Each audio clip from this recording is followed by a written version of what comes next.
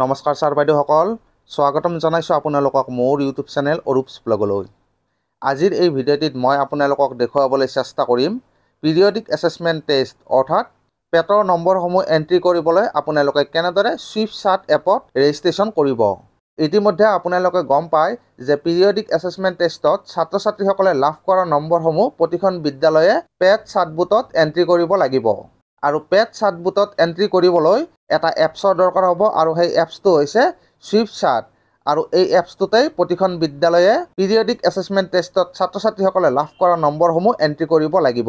তো আজিৰ এই ভিডিঅ'টিত মই আপোনালোকক দেখুৱাবলৈ চেষ্টা কৰিম আপোনালোকে কেনেদৰে এই এপটোত ৰেজিষ্ট্ৰেশ্যন কৰিব। ইয়াতে মনত ৰাখিবলগীয়া কথাটো হৈছে যে প্ৰতিখন বিদ্যালয়ে এই এপটো ডাউনলোড কৰি ইয়াতে ৰেজিষ্ট্ৰেশ্যন কৰিব লাগিব।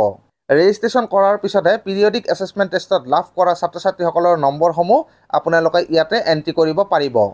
তো আজিৰ এই ভিডিঅ'টিত মই আপোনালোকক ষ্টেপ বাই ষ্টেপ দেখুৱাবলৈ চেষ্টা কৰিম আপোনালোকে কেনেদৰে ইয়াতে ৰেজিষ্ট্ৰেশ্যন কৰিব।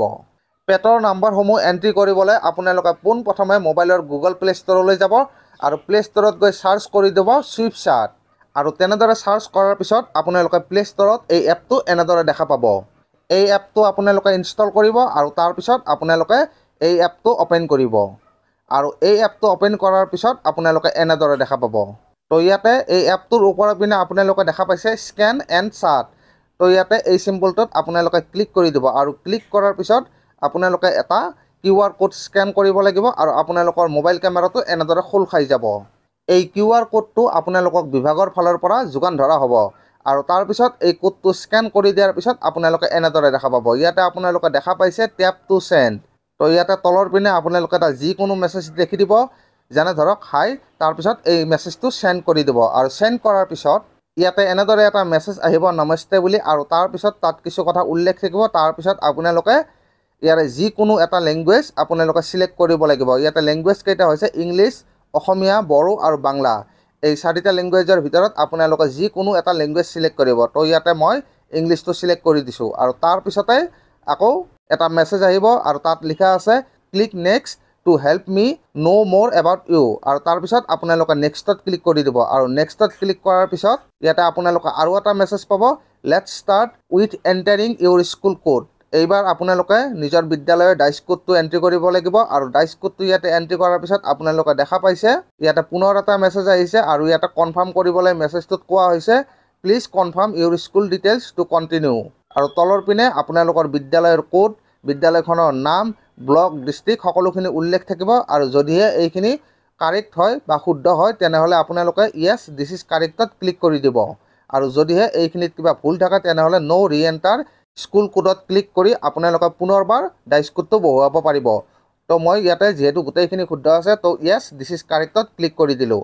আৰু ক্লিক কৰাৰ পিছত পুনৰাই এটা মেছেজ পাব আৰু ইয়াতে দিয়া হৈছে I need to know' a little more about you, please enter your teacher code. এইবাৰ আপোনালোকে নিজৰ টিচাৰ কোডটো এণ্ট্ৰি কৰিব লাগিব। আৰু টিচাৰ কোডটো এণ্ট্ৰি কৰাৰ পিছত ইয়াতে আপোনালোকৰ নাম, টিচাৰ কোড আৰু ডেজিগনেশ্যন এই গোটেইখিনি শ্ব' কৰিব। যদিহে এইখিনি শুদ্ধ হৈ আছে বা কাৰেক্ট হৈ আছে তেনেহ'লে আপোনালোকে য়েছ দিছ ইজ কাৰেক্টত ক্লিক কৰি দিব।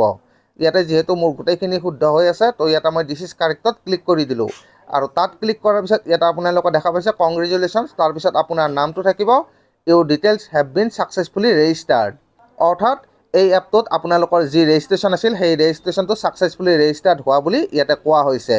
আৰু তাৰপিছত আপোনালোকে পুনৰাই এটা মেছেজ পাব। এই মেছেজটোত লিখা আছে you can come back here any time to record classroom progress and student performance in various assessments, record student performance view summary.